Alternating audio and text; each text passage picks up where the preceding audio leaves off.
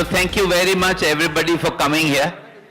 And as you know, in very soon, Wazir will be out on this Friday.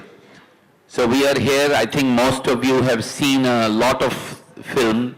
Some of you have actually seen 15-20 minutes of the film. Whoever came to our office, we just said, come and see the film, which is unusual. ज़्यादातर लोग जो फिल्में बनाते हैं वो दिखाते नहीं हैं. And also, a lot of you have seen a lot of material that's on television. So we are here to answer any questions, to let you know more and more about Wazir, whatever you wish to know. It's taken us a lot of time to make this film.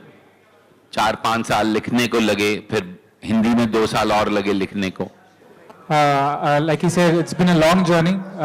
It's almost been 3 years that we've started this journey on Wazir. Actually, journey started a long time back, almost 35 years back, when Vinod sir actually wrote the story. And so it's I think it's one of, in the history of Indian cinema, I don't think anybody has worked on a story for that long. So I think it's one of a kind that way. So we are all quite excited to see how you all will receive it. Like he said, some of you have already seen 15 minutes of the film, and the feedback has been very, very overwhelming and positive. And I think I speak for everyone here that we are all just waiting in anticipation for all of you to watch the film and tell us what you think about it. So anyway, now I'll keep the eyes open for questions. So please feel free to ask. Bijoy ji, Bijoy ji. Please, one request. Please refrain your questions with respect to the film only, please. Thank you. Bijoy ji, जी. पहले तो आपको बधाई की शादी की मुबारकबाद हो. Thank you, thank you. और दूसरी बात ये कि आप खुद कह रहे हैं कि इस फिल्म को 2 बड़े दिग्गजों ने 5 साल में लिखा और इसमें इतने बड़े बड़े दिग्गज कलाकार हैं, तो क्या कहीं कोई प्रेशर था आपके ऊपर कि आप सबको जस्टिफाई कर पाएंगे, अच्छे से फिल्म बना पाएंगे? इस बात का प्रेशर था आपके? Definitely. Pressure, I would be lying if I said that I didn't have the pressure. The pressure was definitely there because, like I told you, this is a story. 5 साल नहीं, 12 साल इन्होंने work किया उस script पे. So the fact that I had to make that script my own and justify their vision, that pressure was always there. And more than anyone, more than the audience, my aim was to make sure that they are happy with what I do to the film. हर साल sir हम लोग देखते हैं, जब भी movie आपकी आती है कुछ अलग हम लोगों को दिखाई देता है. इतने वर्ष बीत गए सर, इतने साल बीत गए, कितना चैलेंजिंग जॉब जो है सर, जो आप अब खुद जब पर्दे पर देखते हैं अपनी फिल्म को, कौन सा ऐसा लगता है सर इन गए वर्षों में कि सबसे चैलेंजिंग अभी तक का जो किरदार आपने निभाया है स्क्रीन पर, वो कौन सा होगा सर? सभी चैलेंजिंग है हमारे लिए. सर सबसे एक होता है, सबसे तुरंत जहन में जो आता अंतर नहीं कर सकता मैं इस फिल्म को लेकर अगर बात करें तो सर, क्योंकि इसमें तो बिल्कुल अलग ही इस तरीके का शायद पहले हम लोगों ने देखा नहीं. जब कलाकार हमारी उम्र तक पहुंचता है तो इसी तरह के रोल मिलते हैं. अब इनकी तरह तो मिलेगा नहीं, तो जो मिलता है उसको स्वीकार कर लेते हैं. अमित जी, सवाल ये है कि आप फिल्म देख चुके हैं आप, तो मैं जानना चाहूँगा कि जरा कुछ विस्तार से बताएंगे कि फिल्म कैसी होगी, और जो फरहान अख्तर हैं, अदिति राव हैदरी हैं, उनका काम कैसा लगा पर्दे पर देख के आपको, और आपके कुछ किरदार के बारे में अगर आप हमें बता सकें.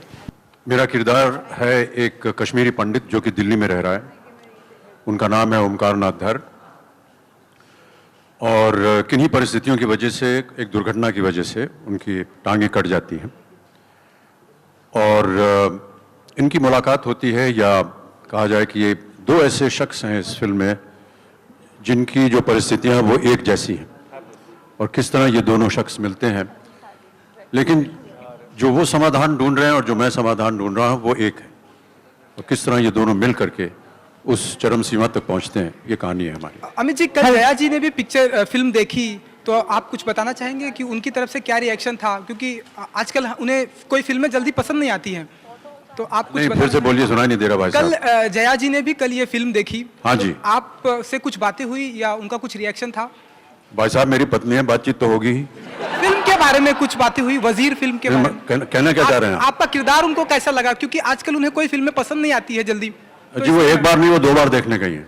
विधु विनोद चोपड़ा जी से आपका बहुत लंबा एसोसिएशन रहा है, तो वो एज अ प्रोड्यूसर आपको ज्यादा भाई, डायरेक्टर या फिर writer?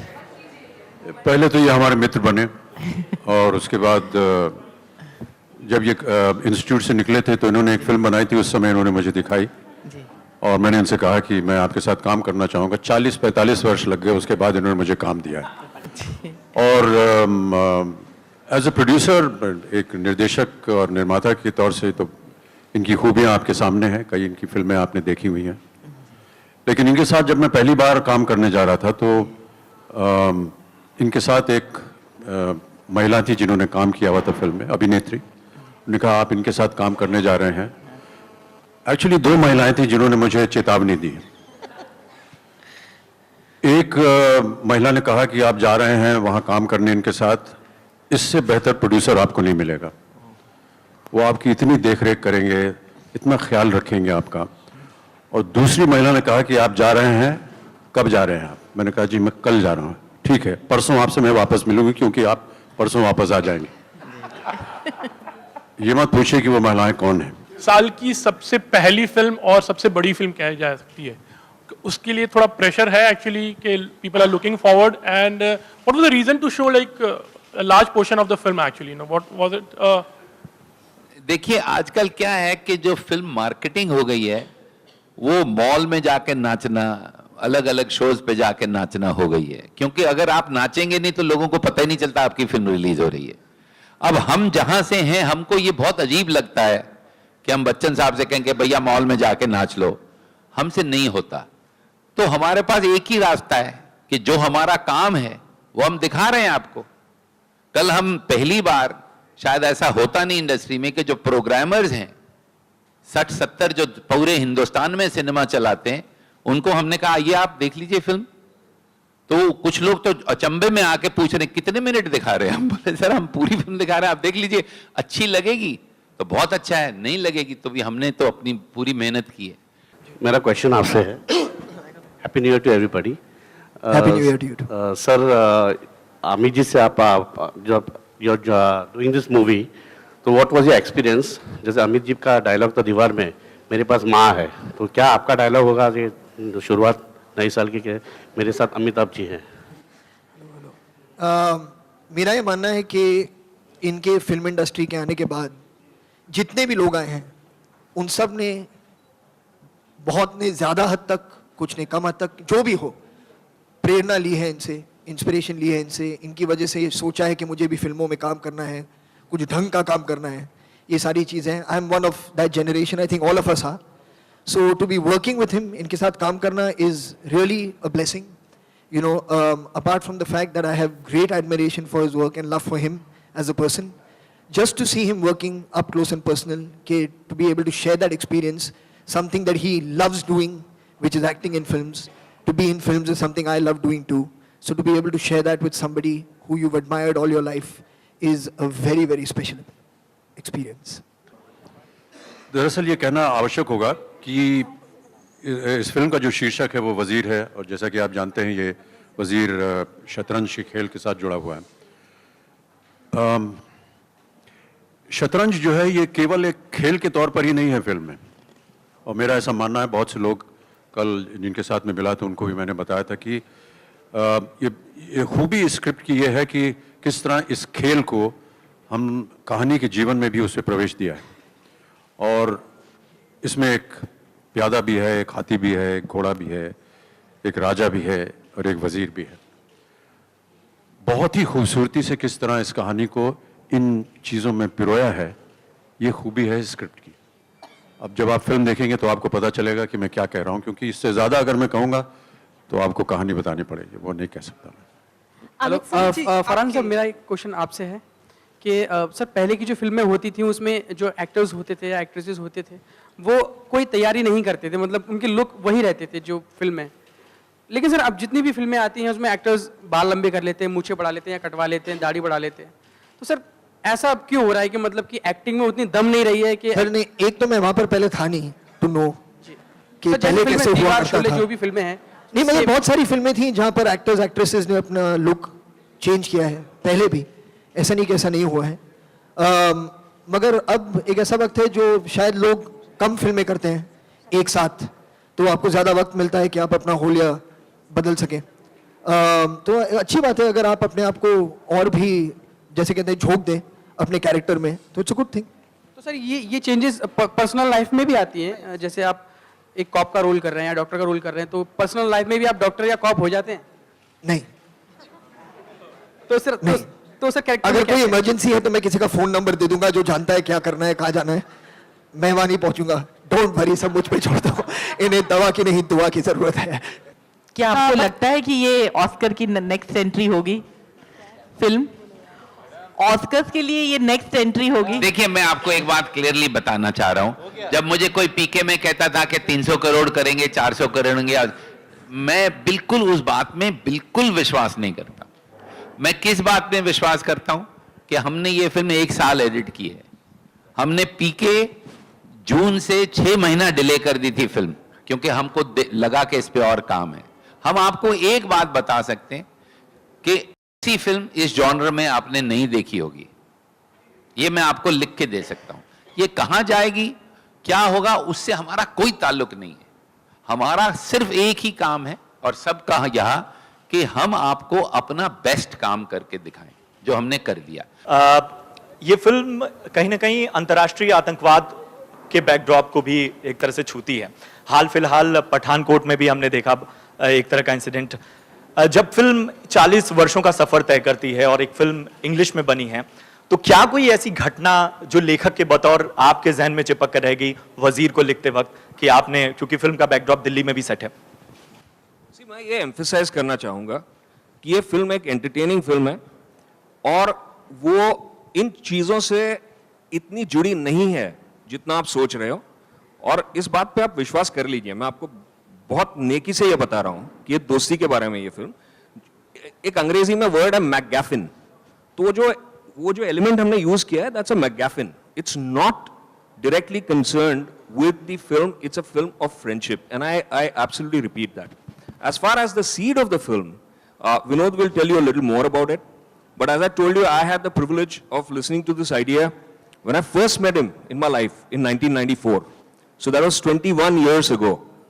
And in 2000, we started writing it, and between 2000 and 2004, we wrote it. At one point, we approached Mr. Bachchan to play this same role in English, and the script was not nearly as good as that time, but he was very kind to us, and so it was a dream.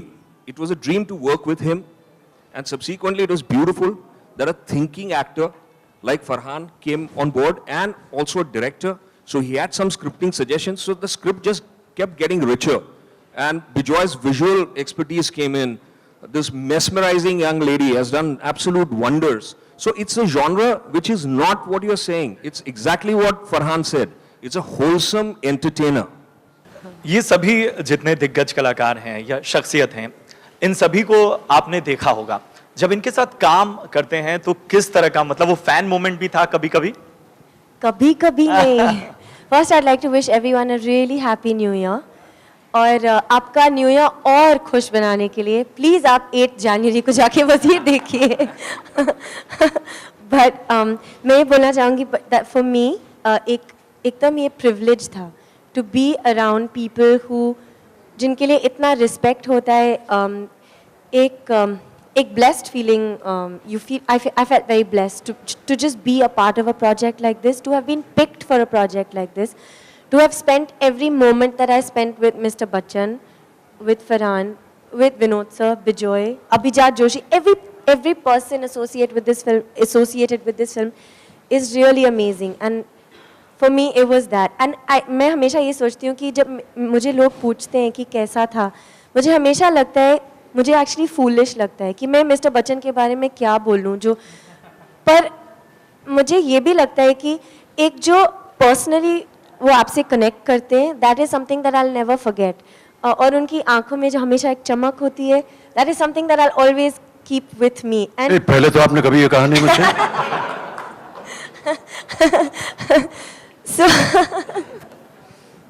so for me that's what I'd like to say कि जो भी मैं कहूँ उसके लिए actually words काफ़ी नहीं होंगे to say what I actually feel about being a part of a film like Wazeer.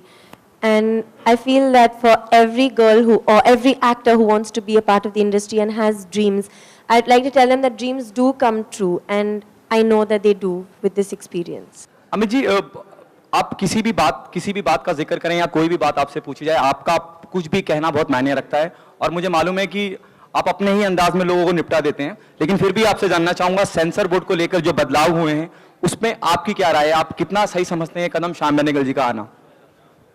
जो भी नियम बनाएगा सरकार उसका हम पालन करेंगे।